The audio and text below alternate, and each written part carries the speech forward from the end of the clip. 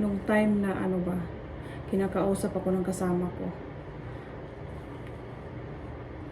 Nung bago ako nag-rest day, sabi niya sa akin, Rene, ilang months ka na nga pala dito nagtrabaho?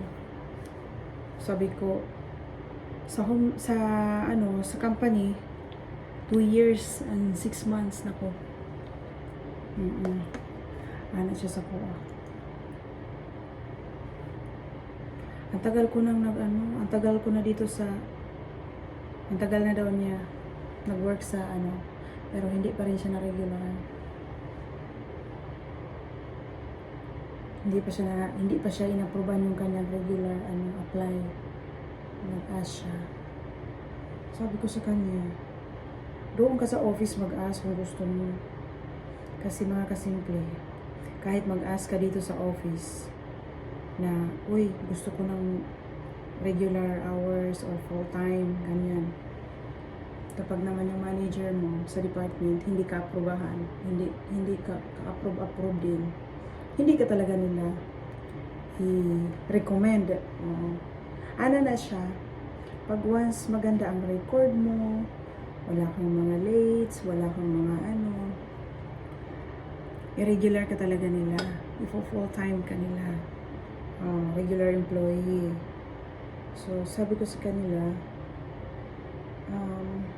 trabahuin nyo lang ang trabaho mo, consistent ka. Kasi sila, makikita ko naman din mga kasimple, kasi hindi sila nagtatrabaho na maayos. Kahit na yung mga box na, syempre, sa kahera, may mga naka-display doon ng mga boxes na naka-empty na, naubos na yung mga chocolates candy.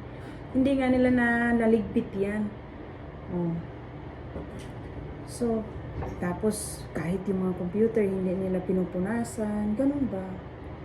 Hindi, makikita mo talaga yung katrabaho na yun.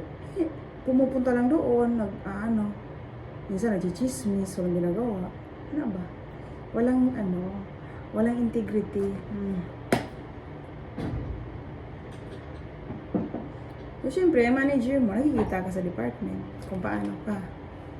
Kahit mag-request ka pa, anong request mo sa kanila, hindi naman yan aprubahan kasi hindi lang na nagustuhan ng trabaho mo.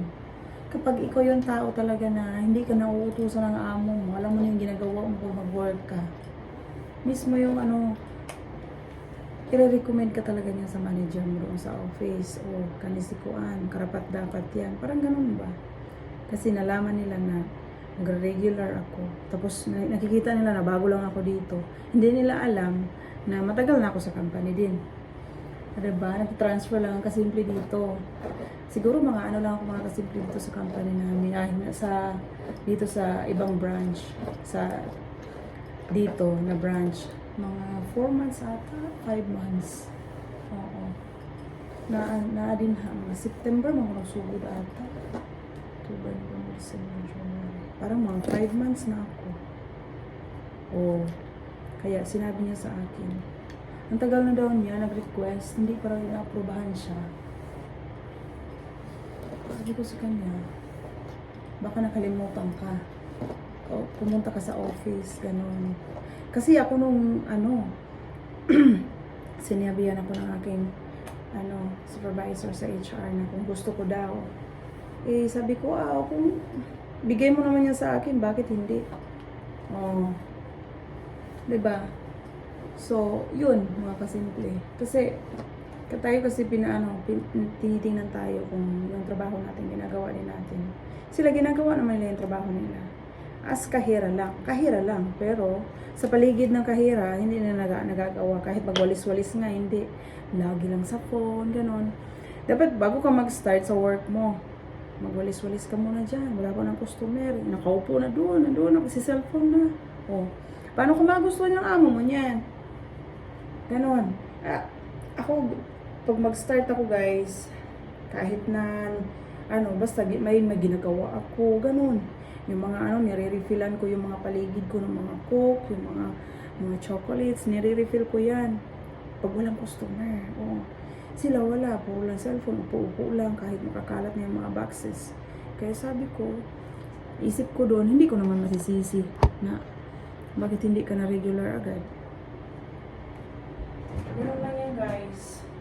magtrabaho ko na maayos, kahit walang amo mo, gawin mo ang trabaho mo. Ganun lang yun siya. So, I have to go na guys. Bye-bye na. See you next video. So, yun lang talaga. So, gagawin natin ang trabaho natin kahit hindi tayo yung utusan. Everyday, ganun. Pare-pareho lang yan. So, yun lang guys. Sa doon ako. Katulang akong chismis sa inyo. Ha? Bye-bye.